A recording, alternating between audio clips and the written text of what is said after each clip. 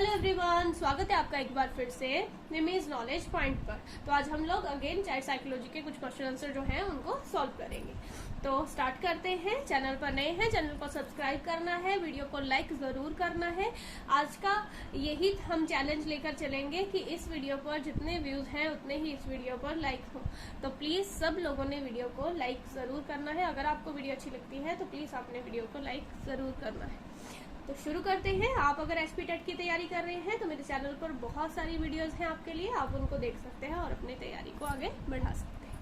First question है, learning without burden के नाम से प्रकाशित रिपोर्ट के लेखक कौन थे? लर्निंग विदाउट बर्डन जो है वो नेशनल एडवाइजरी कमेटी जो है उसकी रिपोर्ट का शीर्षक था। लर्निंग विदाउट बर्डन जो है एक नेशनल एडवाइजरी कमेटी बनाई गई थी सरकार के द्वारा, जो स्कूल के बच्चे हैं उनके शैक्षिक बोझ को कम करने के लिए। कब बनाई गई थी ये कमेटी? 1992 में।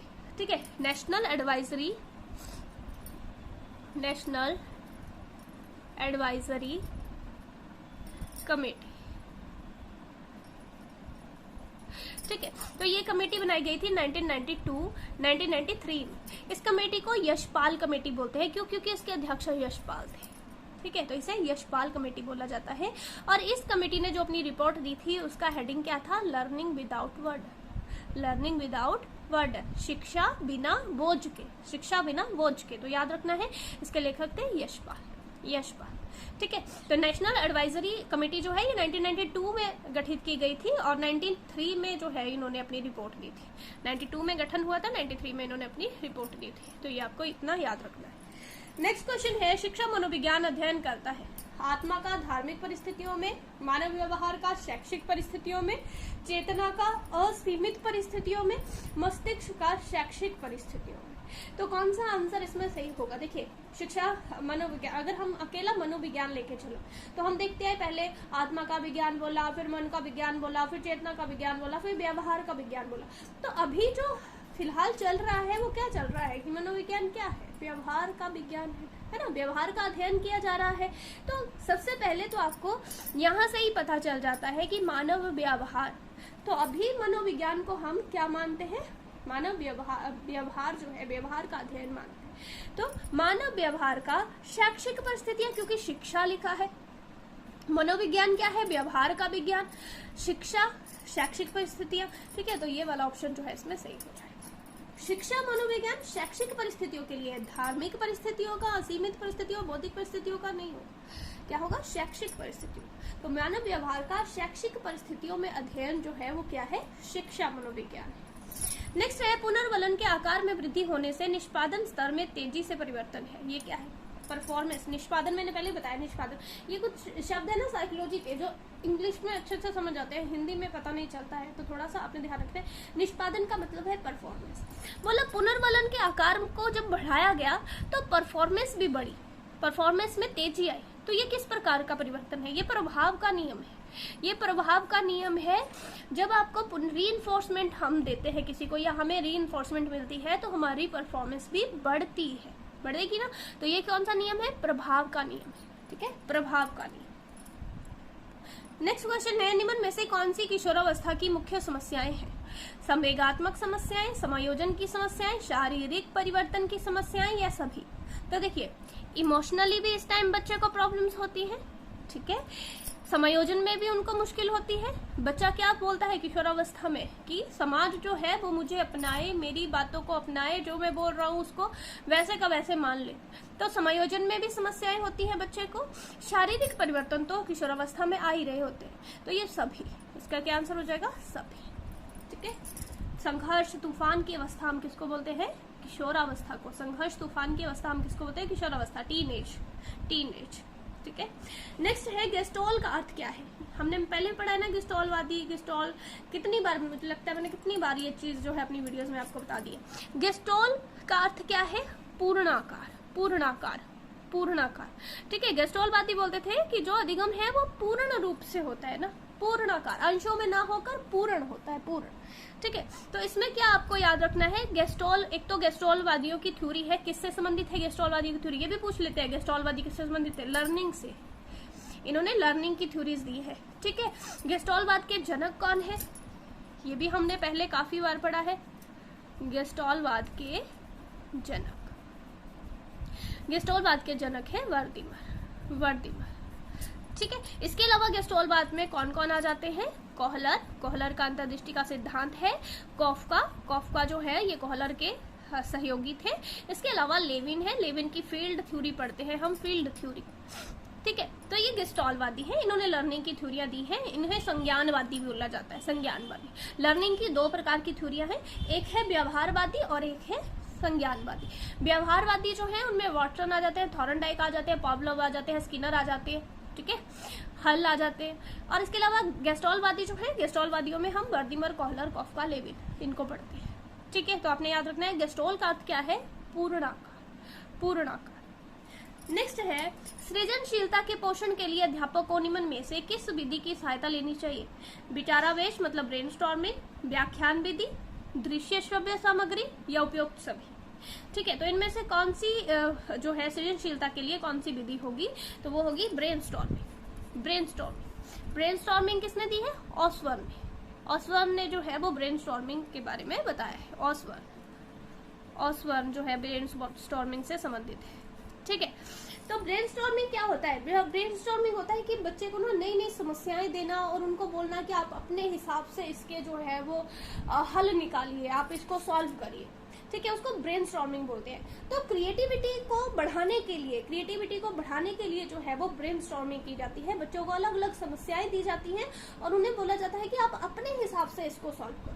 तो हर बच्चा क्योंकि अलग है ना, हर बच्चा जो है वो अपने हिसाब से उसको जो है वो बताता है, उस क्वेश्चन को सॉल्व करेगा। ठीक है, तो इसको ब्रेनस्टॉर्मिंग बोलते हैं। ब्रेनस्टॉर्मिंग का कॉन्सेप्ट जो है वो सबसे पहले ऑसबर्न ने दिया था। ऑसबर्न, ये भी आपने याद रखना है। ठीक है, और ब्रेनस्टॉर्मिंग किसके लिए उपयोगी है? तो क्रिएटिविटी के लिए। ठीक है, और क्रिएटिविटी में मैंने आपको बताया था क्या यूज होती है, कौन सी वाली थिंकिंग यूज होती है? Divergent thinking. ब्रेनस्टॉर्मिंग के लिए कौन सी थिंकिंग यूज होगी? Divergent thinking.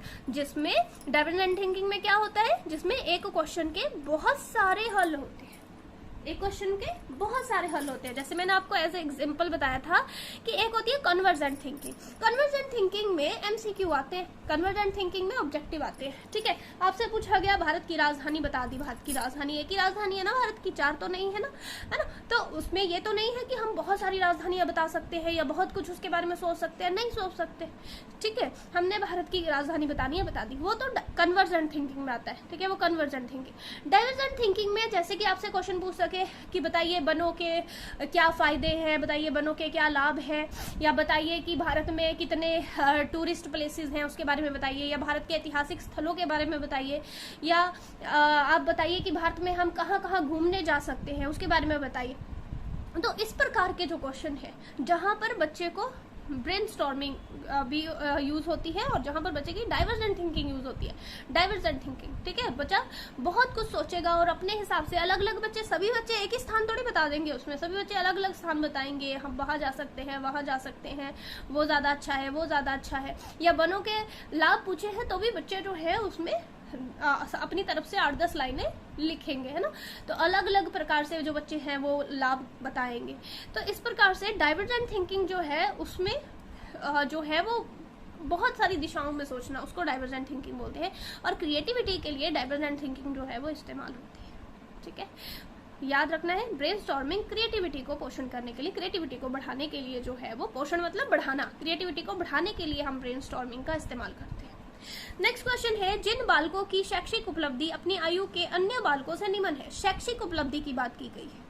ठीक है, तो शैक्षिक उपलब्धि अगर दूसरे बालकों से कम है तो वो कौन से बालक हुए? पिछड़ा बालक। क्या बोलेंगे उनको? पिछड़ा बालक बोलेंगे। ठीक है, याद रखना है। नेक्स्ट क्वेश्चन है, बाह्य अभिप्रेरणा में समावेशित किया जाता है। बाह्य अभिप्रेरणा में क्या आएगा? प्रशंसा व दोषारोपण। प्रशंसा मतलब किसी काम की तारीफ करना, या कोई काम बिगाड़ दिया है तो उसके लिए उसको डांटना, उसको बताना कि तुमने ये गलत कर दिया है। प्रतिद्वंदता, कंपटीशन, है ना, और उसके अलावा पुरस्कार और दंड। तो बाह्य अभिप्रेरणा में ये सभी आ जाते हैं। बाह्य अभिप्रेरणा में ये सभी आ जाते हैं, उपरोक्त सभी। ठीक है, तो बाह्य अभिप्रेरणा क्या है? जब बाहरी किसी सोर्स से हम मोटिवेट हो रहे हैं, बाहरी हमें किसी ने डांट दिया, भाई उसने ऐसे बोला मुझे, अब तो मैं ये काम करके दिखाऊंगा। किसी ने आपको दोषारोपण किया ना, तो आपने बोल दिया नहीं अब तो मैं करके दिखाऊंगा, और आपने दिन रात जो है वो कोशिश की उसके लिए। बाह्य अभिप्रेरणा, जब आप बाहरी किसी तत्व से जो है, किस प्रशंसा से या दोषारोपण से या प्रतिद्वंदता से, पुरस्कार से, किसी के दंड से जो है आप मोटिवेट होकर कोई काम कर रहे हैं, वो बाह्य अभिप्रेरणा है। ठीक है। आंतरिक अभिप्रेरणा, जब आप खुद से, ठीक है, जब आप खुद कुछ चाहते हो और उसके लिए आप कोशिश कर रहे हो, देन वो आंतरिक अभिप्रेरणा में आता है। ठीक है। तो मोटिवेशन की थ्योरी मैस्लो ने दी है, ठीक है, वो भी मैंने आपको करवाई हुई है, वो भी हमने, उसके बारे में भी हमने पढ़ा है। ठीक है। तो मुझे आपने बाह्य अभिप्रेरणा कैसे देनी है, अभी वीडियो को लाइक कर दीजिए, वो मेरे लिए बाह्य अभिप्रेरणा होगी। आप वीडियो को लाइक करेंगे और चैनल को सब्सक्राइब करेंगे तो बाह्य अभिप्रेरणा हो जाएगी मेरे लिए।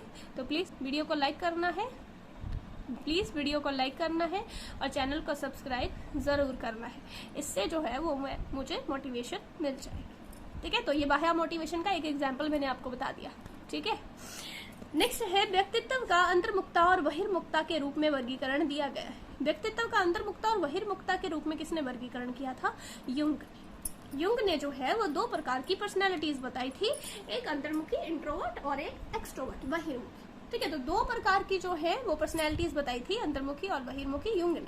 इसके बाद इनके कोई शिष्य थे, ठीक है, युंग के एक शिष्य थे जिन्होंने उभयमुखी, एक तीसरा जो है पर्सनैलिटी का टाइप जो है वो बताया। ठीक है। तो इसको एक बार देख लेते हैं। तो देखिए, कार्ल युंग जो है उन्होंने एक तो अंतर्मुखी पर्सनैलिटी बताई थी। अंतर्मुखी लोग कैसे होते हैं? एकांत प्रिय होते हैं, अकेले रहना उनको अच्छा लगता है, संकोची स्वभाव के होते हैं, लज्जाशील होते हैं ना, शर्मीले होते हैं, आत्म केंद्रित होते हैं, इनको पुस्तकें पढ़ने का बहुत शौक होता है और आदर्शवादी होते हैं, सिद्धांतवादी। ठीक है। इनमें कवि, लेखक, शायर ये लोग आ जाते हैं। इसके अलावा जो बहिर्मुखी हैं वो लोग कैसे होंगे? वो मिलनसार होंगे, चंचल, मिलनसार होंगे, विश्वासी, सामाजिक जो है वो ज्यादा होते हैं। ठीक है। मिलनसार होते हैं, इनको सामाजिक प्राणी बोलते हैं। ठीक है। ये भी आशावादी होते हैं और परोपकारी होते हैं। ठीक है। तो ये जो है ये बहिर्मुखी लोग हैं, जिनको दूसरों के साथ में उठना बैठना, मिलना जुलना अच्छा लगता है ना, जो ज्यादा सामाजिक प्राणी है, जो ज्यादा सामाजिक है। ठीक है। समाज में ज्यादा जिनका बोलचाल है, ज्यादा उठना बैठना। जबकि अंतर्मुखी जो है वो एकांत प्रिय होते हैं। ठीक है। ये कार्ल युंग ने दिए थे। कार्ल युंग के शिष्य थे न्यूमैन थे और एक थे याकोरचकी।